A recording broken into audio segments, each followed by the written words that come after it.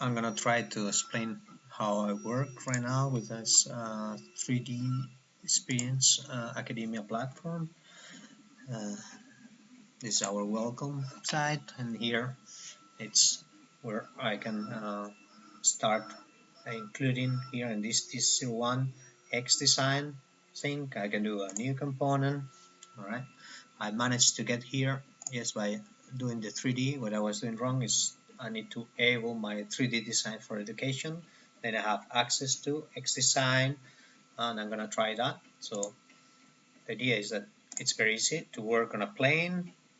Then you can do their sketch, and it's exactly like in SolidWorks, even the same colors. So I need to draw, taking the origin, then do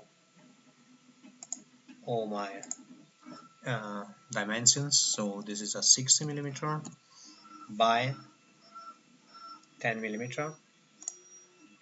So I work by default in millimeters, and then I go to features. So I do extrusion here, so path, and then I just need to say that this is going to be 6 millimeters, and that's our solid, first solid that we have.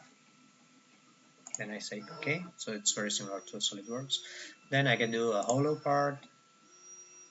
Let's say optimizing my part to be 1.5 millimeters, and I can remove faces. So that one, this face over there. Once I'm done, I can see this is my part. I can do it like in SolidWorks. I can hide some planes,